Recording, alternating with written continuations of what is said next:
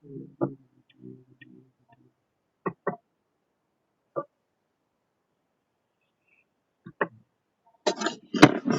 so can you all see now? Right? Sir.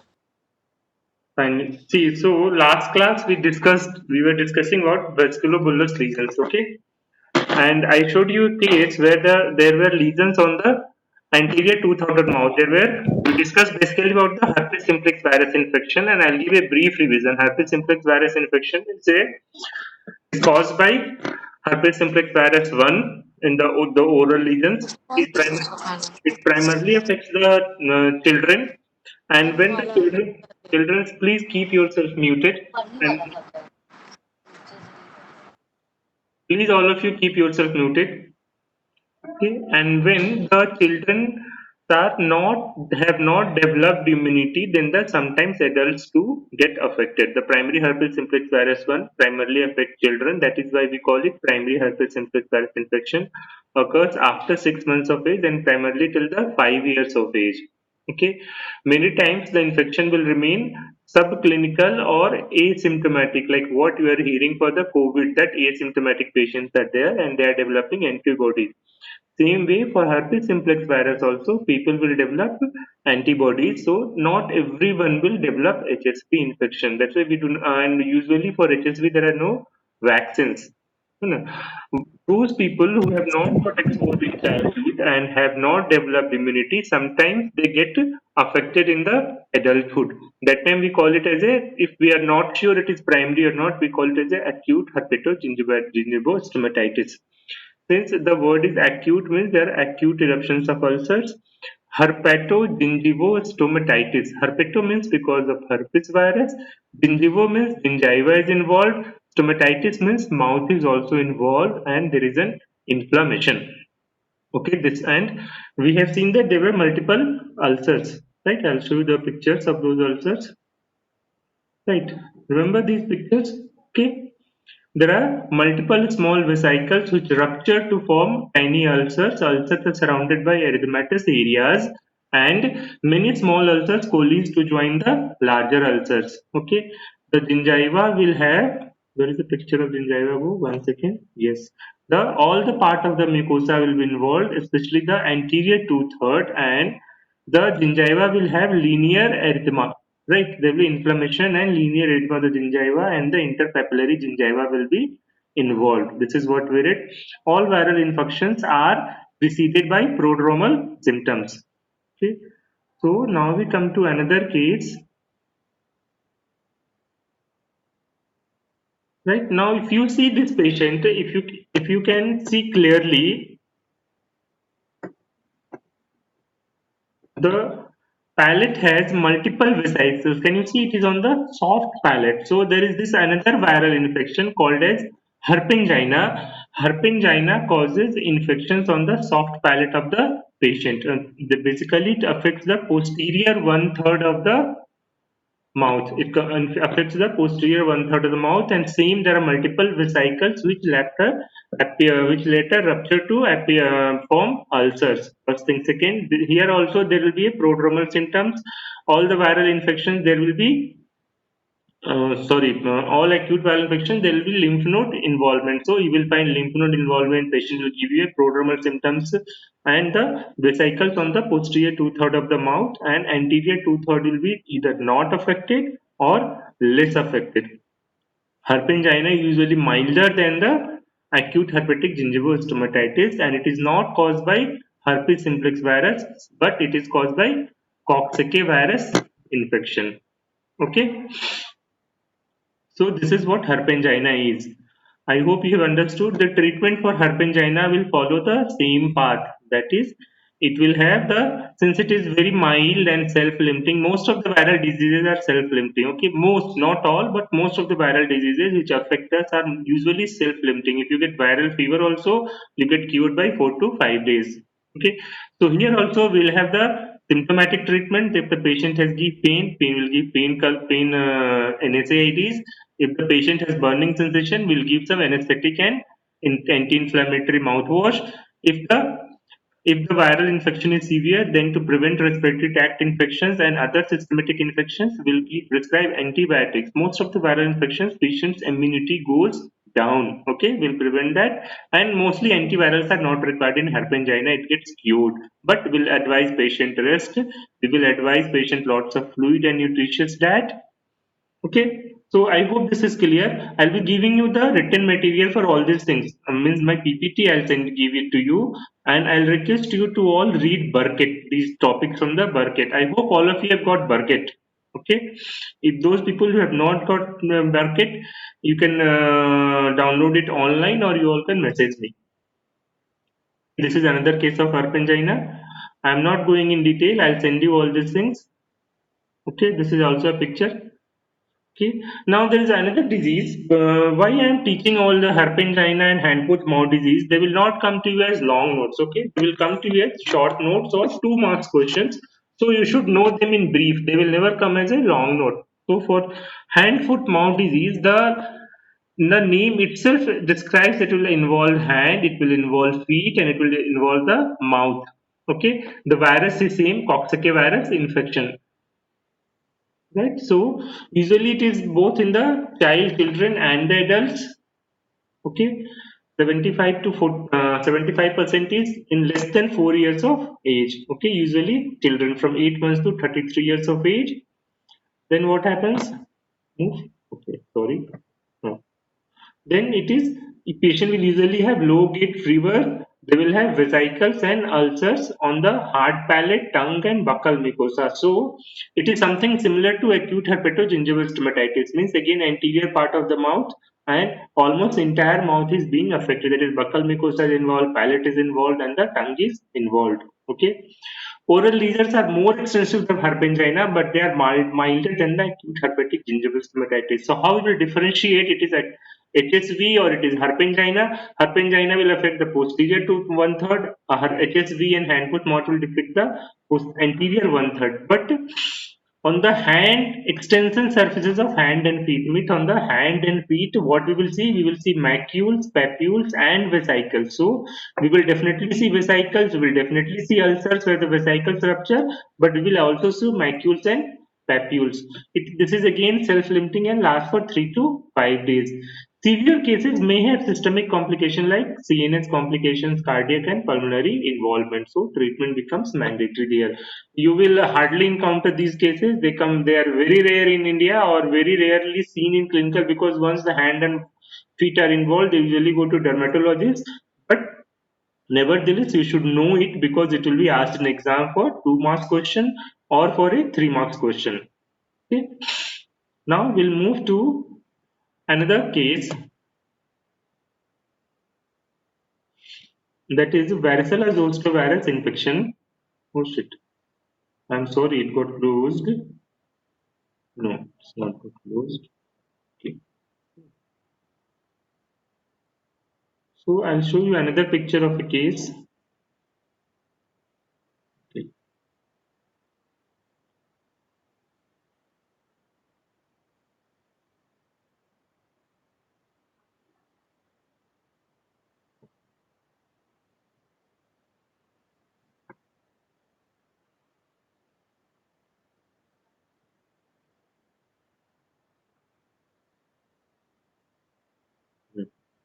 Now you see this case. What difference you see here? Can anyone tell me what is the peculiar thing about these patients? Can any one of you tell me what is peculiar about these cases, this patient?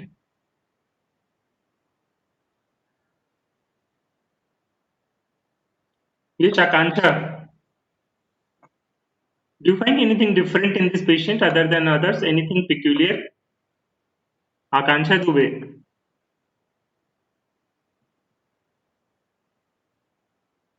She has left, joined the meeting room and left.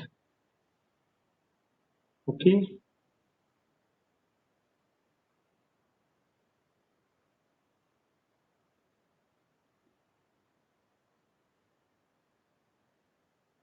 Anjali Singh Rathore. Anjali, are you there? Ankita, are you there? Yes, sir. Yes. Who are you? Anjali or Ankita? Anjali. Anjali. Okay, Anjali. So, what is peculiar do you note in this case? Anything do you note a peculiar in this patient?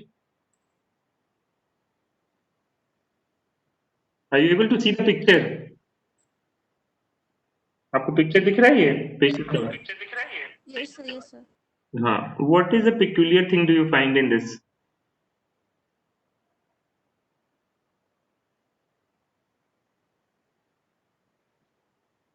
Alka, Alka, So, कुछ आपको इसमें कुछ sir, चीज दिख रहा है? बोलो. y yes, sir, there will be shrinkage of eyes. Okay. Herpes labialis is seen in the first patient. There, okay.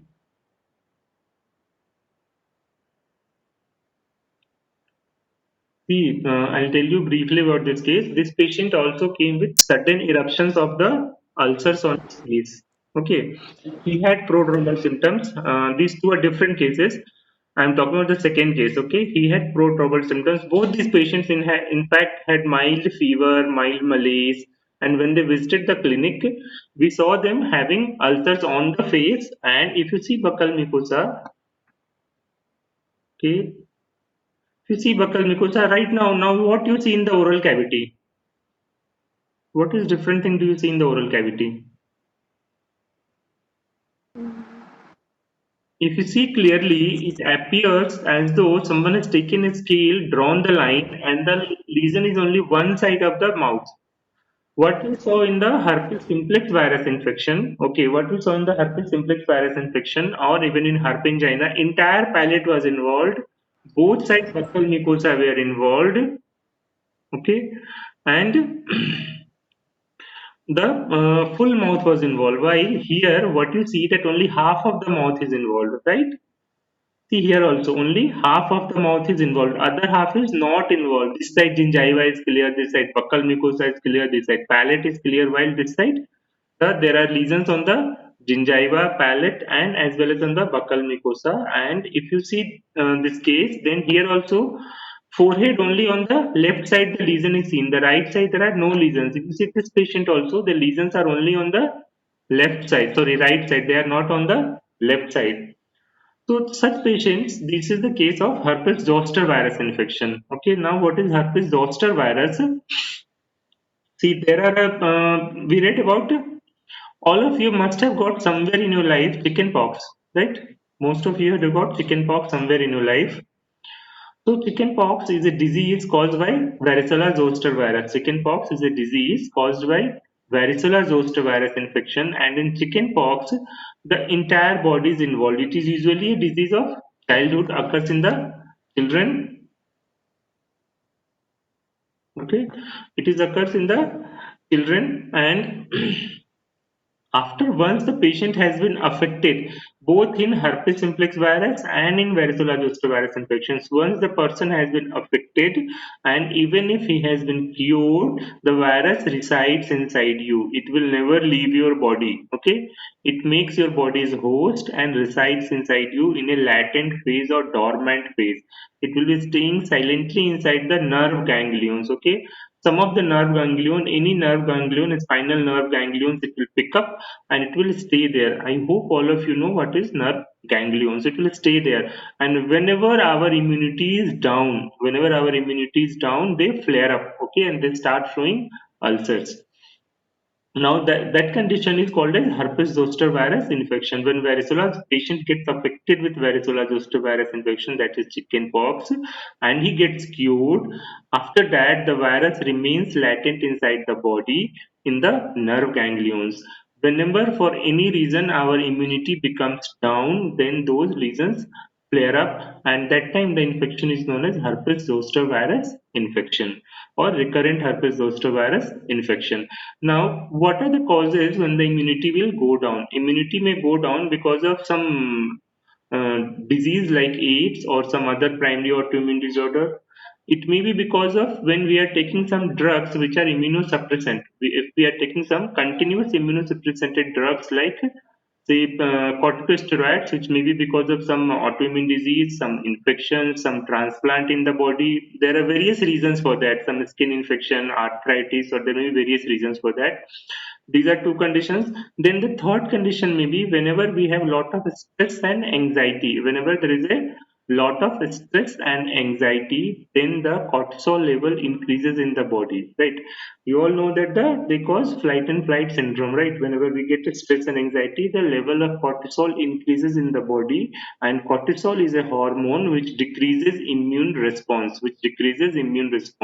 so increased cortisol level means decreased immunity. Increased cortisol level means decreased immunity. So whenever we have any kind of a stress in our life, so it may be hormonal changes like seen in the ladies, or it may be some physical work stress, some mental work stress. You have exams, you have a lot of work at home, you have some tragedy at home, anything. There may be various reasons because of which when we develop a stress, the level of cortisol increases in the body. When the level of cortisol increases, the person's immunity becomes low. When the person's immunity becomes low, then these latent virus infections appear in the body. They raise their head. Okay. So virus becomes latent in the cranial nerve ganglions, spinal, and reactivation later causes herpes zoster. This I told you. Varicella zoster virus infection is a childhood disease. It's characterized by mild systemic symptoms and generalized intense pruritic maculopapular vesicular lesion. See what is the word means? They're mild systemic symptoms. Symptoms means patient will have fever, malaise, headache, but they will not be very severe. Patient will have mild fever, mild malaise, mild headache. Okay, general body ache the patient will have, and the prodromal symptoms will be there. But there will be generalized. Generalized means involving the entire body: hand, feet, mouth, abdomen, chest, thorax, back. The entire body will be affected. With what? There will be intense means very severe. Pruritic means the filled with pus. Okay, filled with pus or causing pus. Maculopapular, either macules or papules, and vesicular lesions. So patient will have some red spots on the body, okay, some raised lesions on the body, or patient will have multiple vesicles in the body. All of you must have seen some cases of chicken pox in your life. Either you have affected, or your siblings have been affected, or your neighbors would have been affected somewhere. Most of you would have seen chicken pox cases. Okay, so vascular lesions appear. These vascular lesions will have pus. No? It is highly no itching. Patient it will be pruritic. Patient will have a feeling of itching sensation, and they'll try to itch it. Once they try to itch it, they will rupture the vesicles and the ulcers appear. Okay.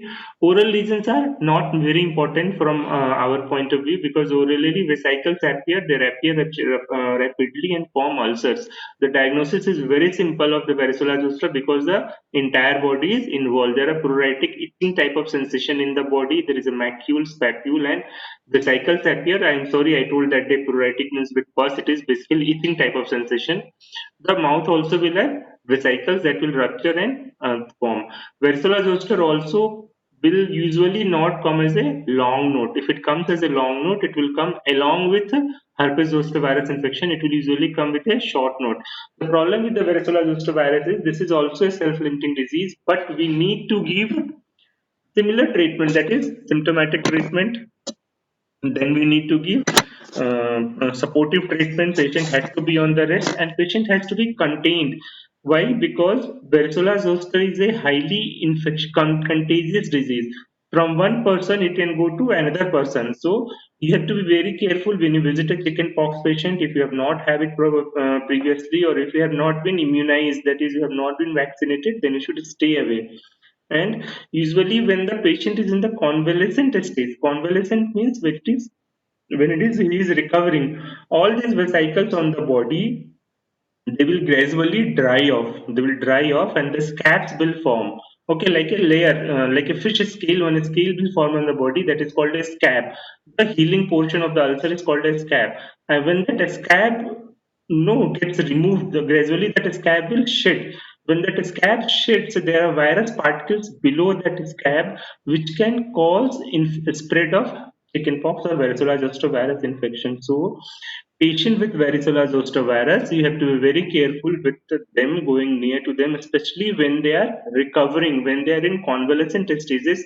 That time they are more infectious and more contagious. The disease is more contagious that time. Patients are more infectious that time during the convalescent stage. So it doesn't mean that okay, he's now cured and the ulcers are drying, so we can mingle with him. No, that time you have to be more careful. So this was regarding varicella zoster. I hope you have understood till now.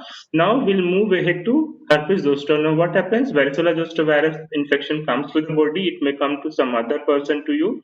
Like when he is spreading the infection, you get infected. When you get infected or when the person gets infected, he will have mild symptoms like fever, malaise, headache, lymph node will palpable, and gradually will start developing itching sensation on the body, and the lesions like will start appearing all over the body, or especially on the back and the front portion, thorax, thorax and abdomen. Okay, when the extremities will have the ulcers. No, there was another disease called as a smallpox, which is a similar disease which has been eradicated now. That was deadly. Chickenpox is not so deadly. Still, chickenpox is almost not so common nowadays because of all of us get injected with the chickenpox vaccine. Still, many people